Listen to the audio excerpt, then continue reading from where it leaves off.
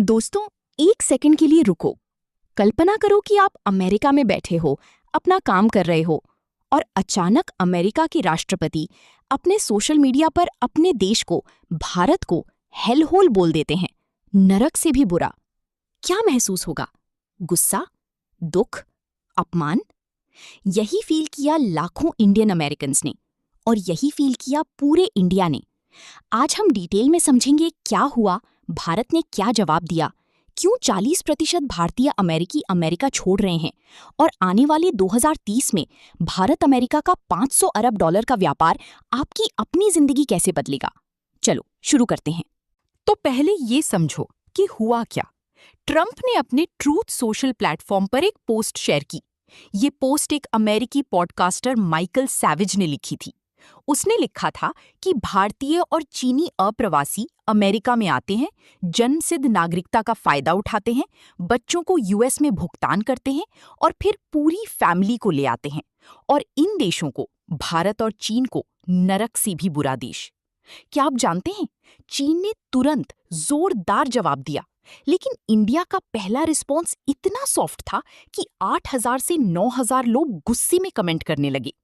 फिर आखिरकार भारत के विदेश मंत्रालय के प्रवक्ता रणधीर जायसवाल ने आधिकारिक बयान दिया। ट्रंप की टिप्पणियां बेखबर, अनुचित और खराब रुचि वाली हैं। अकादमिक परिभाषा: राजनयिक डीमार्ची, एक औपचारिक राजनयिक विरोध, जब एक देश आधिकारिक तौर पर दूसरे देश को रजिस्टर करता है अपना आपत्ति। सरल भाषा में, जैसे पड़ोसी ने गाली दी और आपने औपचारिक रूप से समाज में शिकायत की। यही इंडिया ने आखिरकार किया। तकनीक तो याद रखो, भारत की आधिकारिक प्रतिक्रिया: बेखबर, अनुचित, खराब स्वाद। विदेश मंत्रालय ने 3 शब्द प्रयोग किए: बेखबर, अनुपयुक्त, खराब स्वाद, और साथ में बोला कि ये टिप्पणी भारत अमेरिका संबंधों की वास्तविकता को प्रतिबिंबित नहीं करती। ये रिश्ता आपसी सम्मान और साझा हितों पर आधारित है, काफी लंबे समय से।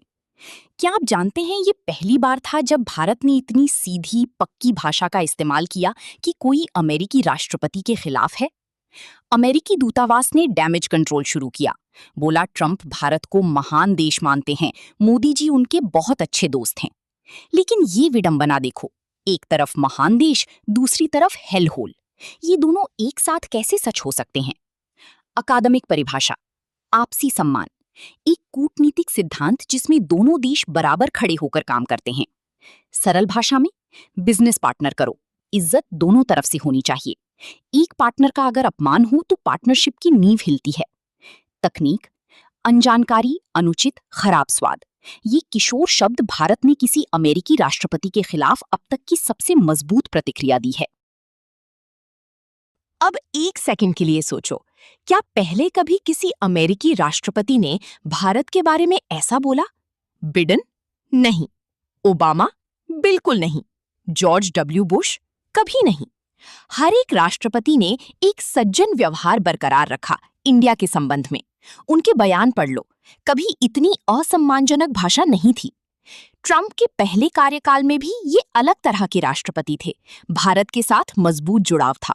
लेकिन दूसरे कार्यकाल में अचानक बदलाव आया, पाकिस्तान समर्थक नीति, भारत का सामरिक महत्व कम करना। और तुम असंगतता देखो, ट्रंप खुद बोल चुके हैं, भारत एक महान देश है और शीर्ष पर मेरा एक बहुत अच्छा दोस्त है, मोदी जी के बारे में। तो सोमवार स्तुति, बुधवार हेलहोल, ये क्या स्थिरता है? अकादमिक परिभाषा: विदेश नीति में स्थिरता ये सिद्धांत है कि एक राष्ट्र की राजनयिक स्थिति स्थिर और पूर्वानुमानित रहनी चाहिए, द्विपक्षीय विश्वास के लिए। सरल भाषा में, आपका दोस्त एक दिन बोलता है तू मेरा सबसे अच्छा दोस्त है, और अगला दिन फेसबुक पर बुरा लिखता है। भरोसा हो सकता है उसके साथ? मुख्य बात: ट्रंप का दूसरा कार्यकाल, पाकिस्तान समर्थक, असंगत भारत नीति, ये भारत के लिए चेतावनी संकेत है। अब ये पैटर्न समझो, ये बहुत महत्वपूर्ण है। ट्रंप कुछ बोलता है सोशल मीडिया पर, भड़काऊ, अपमानजनक, तुरंत अमेरिकी दूतावास और अधिकारी क्षति नियंत्रण में लग जाते हैं। पूरी अमेरिकी सरकार की मशीनरी लगती है 30 साल की राजनयिक मेहनत को मरम्मत करने में। ये एक सोशल मीडिया पोस्ट ने क्या किया सोचो। और ये दोबारा होगा, ट्रंप का कार्यकाल खत्म होने तक। ये पैटर्न साफ दिख रहा है। ट्रंप के कोर वोटर बेस को ये बातें पसंद आती हैं, तो वो तुम बोलते रहेंगे। भारत को इसका एक मानक प्रतिक्रिया प्लेबुक बनाना चाहिए। जब भी ऐसा बयान आए, तुरंत स्पष्ट रूप से जवाब दो। रिश्ता अपनी जगह, अपमान अपनी जगह। अकादमिक परिभाषा: राजनयिक क्षति नियंत्रण। प्रतिक्रियाशील राजनयिक किसी अनियोजित हानिकारक बयान से होने वाले नुकसान को कम करने के उपाय। सरल भाषा में, ग्रुप में कोई गलत बोल देता है, बाकी लोग बोलते हैं उसका मतलब ये नहीं था। जब ये काम राष्ट्रपति की टीम का हुआ तो ये विदेश नीति की गंभीर विफलता है। टेक अवे: ट्रंप बोलेंगे, अमेरिकी अधिकारी मरम्मत करेंगे। ये साइकिल कार्यकाल के अंत तक चलेगी। इंडिया को तैयार रहना है। अब एक चौंकाने वाला survey. Carnegie endowment for international peace और YouGov ने 2026 इंडियन अमेरिकन एटीट्यूड सर्वे किया। परिणाम: 40% भारतीय अमेरिकियों ने कभी न कभी अमेरिका छोड़ के बारे में सोचा है। 14% बार बार सोचते हैं, 26% कभी कभी। क्यों? किशोर मुख्य कारण: 58% अमेरिकी राजनीति से हताशा, 54% जीवन यापन की लागत, 41% व्यक्तिगत सुरक्षा संबंधी चिंताएं। और नस्लवाद?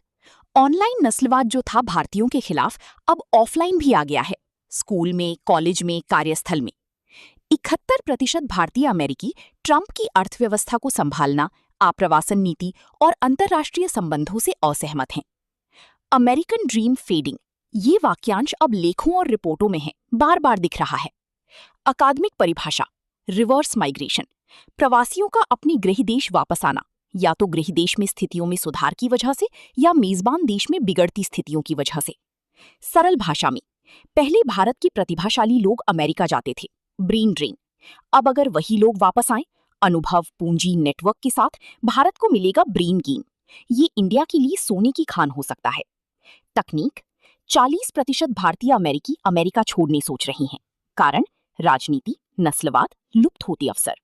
चलो समझते हैं असली मुद्दा क्या था जिस पर हमला किया गया। जन्मजात नागरिकता या जस सोली। लैटिन में इसका मतलब है मिट्टी का अधिकार। अमेरिकी संविधान की 14वें संशोधन में लिखा है, जो भी अमेरिका में पैदा हुआ वो स्वचालित रूप से अमेरिकी नागरिक है, चाहे माता पिता अमेरिकी नागरिक हों या ना हों। ये 1868 में लिखा गया था, गृह युद्ध के बाद मुक्त गुलामों को नागरिकता देने के लिए। ट्रंप इसको खत्म करना चाहते हैं कार्यकारी आदेश से, लेकिन ये संवैधानिक प्रावधान है, इतना आसान नहीं। माइकल सैविज का पॉडकास्ट विशेष रूप से भारतीयों को टारगेट किया। बोला, भारतीयों ने जानबूझकर बच्चों को अमेरिका में नागरिकता दी है। H-1B वीजा प्रतिबंध, कुशल भारतीय पेशेवरों पर भी आक्रमण। अकादमिक परिभाषा: जुस सोली, एक लैटिन कानूनी सिद्धांत जहां जन्म स्थान के आधार पर नागरिकता प्रदान की जाती है, जैसा कि US 14वें संशोधन में संहिताबद्ध है। सरल भाषा में, सरल नियम: अमेरिका में भुगतान हुआ बेबी इज इक्वल टू अमेरिकी नागरिक। ट्रंप इसको रोकना चाहते हैं, लेकिन ये संविधान में है, इसलिए इतना बड़ा राजनीतिक युद्ध है। टेक अवे: जन्मजात नागरिकता इज इक्वल टू 14वां संशोधन, जुस सोली। ट्रंप इसको प्रतिबंधित करना चाहते हैं, लेकिन ये संवैधानिक है। अब ये बहुत महत्वपूर्ण स्लाइड है। ये सुन के दिल दर्द करता है, लेकिन सच है। ट्रंप ने सार्वजनिक रूप से रिकॉर्ड पे बोला, हम नॉर्वे और डेनमार्क से आप्रवासियों को क्यों नहीं ला सकते? नॉर्वे, डेनमार्क, स्वीडन, मुख्य रूप से श्वेत आबादी, सुनहरे बाल, नीली आंखें, गोरी त्वचा। समस्या आप्रवासन से नहीं है, समस्या गैर श्वेत आप्रवासन से है। भूरी त्वचा वाले लोग विकासशील देशों से आते हैं, अमेरिका में मेहनत करते हैं, अपनी जिंदगी बेहतर करते हैं। यही असली मुद्दा है ट्रंप के लिए। क्या सोच को विशेषज्ञ कहते हैं? वाइट नेटिविज्म, नस्लीय रूप से समान आप्रवासियों के लिए प्राथमिकता। अकादमिक परिभाषा: श्वेत मूलवाद या नस्लीय मूलवाद, एक राजनीतिक विचारधारा जो गैर श्वेत आप्रवासियों पर श्वेत मूल निवासी नागरिकों को प्राथमिकता देती है, जिसे अक्सर सांस्कृतिक या आर्थिक संरक्षणवाद के रूप में जाना जाता है। सरल भाषा में, बात इमिग्रेशन की नहीं है, बात यह है कि कौन आ रहा है। अगर आप्रवासन से समस्या होती तो नॉर्वे, डेनमार्क का नाम क्यों लिया? स्पष्ट रूप से ये नस्लीय वरीयता है, कौशल आधारित चयन नहीं। निष्कर्ष: ट्रंप का मूल मुद्दा आप्रवासन नहीं है, ये गैर श्वेत आप्रवासन है, ये नस्लीय राष्ट्रवाद है। अब एक सकारात्मक दृष्टिकोण। एक बात स्पष्ट है, चाहे ट्रंप जो भी बोले, भारत अमेरिका व्यापार बढ़ना ही है। भारत अमेरिका द्विपक्षीय व्यापार 2030 तक $500 अरब तक पहुंचने का अनुमान है। सोचिए, ये भारत को अमेरिका का एक सबसे महत्वपूर्ण व्यापार भागीदार बनाता है। ब्रिटेन और फ्रांस, जो ऐतिहासिक रूप से अमेरिका के करीबी सहयोगी थे, अब दोनों अपने पतन के चरण में हैं। भारत अभी भी विकास कर रहा है। भारत में मैन्युफैक्चरिंग सस्ती होने वाली है। यूएस इंडिया से ज्यादा खरीदेगा, वही पैटर्न जो चीन के साथ हुआ। अकादमिक परिभाषा: द्विपक्षीय व्यापार क्या देशों के बीच सामान और सेवाओं का आदान प्रदान होता है। व्यापार घाटा जब एक देश दूसरे से ज्यादा आयात करे, जैसे यूएस इंडिया से ज्यादा खरीदेगा, यूएस का इंडिया के साथ व्यापार घाटा बदलेगा। सरल भाषा में, जैसी दो दुकान, एक इंडिया वाला एक यूएस वाला। जब अमेरिका वाला इंडिया से ज्यादा खरीदेगा, इंडिया वाले की करेंसी मजबूत होगी। ये भारत के हर नागरिक को सीधे प्रभावित करेगा। तकनीक: भारत अमेरिका के बीच 2030 तक $500 अरब का व्यापार। भारत अमेरिका के लिए सबसे महत्वपूर्ण देश है वक्त। एक दिलचस्प आर्थिक पैटर्न देखो, ये समझो तो बहुत रोमांचक है। साल 2000 में एक यूएसडी बराबर 8-9 चीनी युआन। युआन बहुत कमजोर था। फिर अमेरिका चीन व्यापार बढ़ा। अमेरिका ने चीन से ज्यादा खरीदा। धीरे धीरे युआन मजबूत होने लगा। आज एक यूएसडी बराबर लगभग 6-6.5 चीनी युआन, मतलब युआन 25% मजबूत हो गया। भारत के लिए भी यही प्रक्षेप वक्र भविष्यवाणी की गई है। जैसे भारत अमेरिका व्यापार बढ़ेगा, अमेरिका भारत से ज्यादा खरीदेगा। सॉफ्टवेयर, दवाएं, निर्मित सामान, इसका सीधा असर होगा। भारतीय रुपए का अवमूल्यन धीमा होगा। भारतीय प्रति व्यक्ति आय बढ़ेगी। जीवन स्तर में सुधार होगा। 2029-29 तक रुपए की गिरी हुई कीमत रुक सकती है। अकादमिक परिभाषा: मुद्रा प्रशंसा जब एक देश की मुद्रा की मूल्य वृद्धि होती है विदेशी मुद्राओं के मुकाबले में, अक्सर बढ़ते निर्यात की वजह से। सरल भाषा में, पहले चीनी उत्पाद सस्ते थे, अमेरिका ने ज्यादा खरीदा चीन से, युआन मजबूत हुआ। अब अगर अमेरिका भारत से ज्यादा खरीदेगा, रुपया मजबूत होगा। आपका 1000 रुपए का नोट फ्यूचर में आज से ज्यादा वैल्यू का होगा। तकनीकी: युआन से सीखो। भारत अमेरिका व्यापार वृद्धि यानी रुपए की सराहना, ये आपकी जिंदगी सीधे बदलेगा। अब एक गेम चेंजिंग ट्रेंड है। 40% भारतीय अमेरिकी अमेरिका छोड़ने की सोच रहे हैं। मुख्य कारण राजनीतिक माहौल, बढ़ता नस्लवाद, धूमिल होता अमेरिकी सपना। लेकिन इधर भारत में क्या हो रहा है? स्टार्टअप इकोसिस्टम बूम कर रहा है, टेक सेक्टर बढ़ रहा है, इंफ्रास्ट्रक्चर में सुधार हो रहा है, नए अवसर बन रहे हैं। अगर ये भारतीय अमेरिकी वापस आए तो क्या लाएंगे साथ? राजधानी, अमेरिका में कमाई हुई दौलत, वैश्विक अनुभव, विश्व स्तरीय कंपनियों में काम का अनुभव, नेटवर्क, अंतर्राष्ट्रीय कनेक्शन, उद्यमिता, नए स्टार्टअप, नए उद्योग।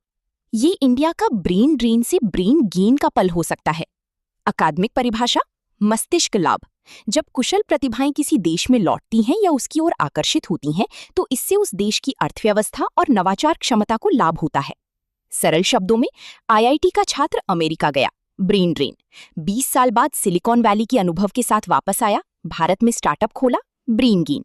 ये भारत के लिए एक परिवर्तनकारी क्षण हो सकता है। निष्कर्ष: reverse migration is equal to Bharat के लिए ब्रेन गेन।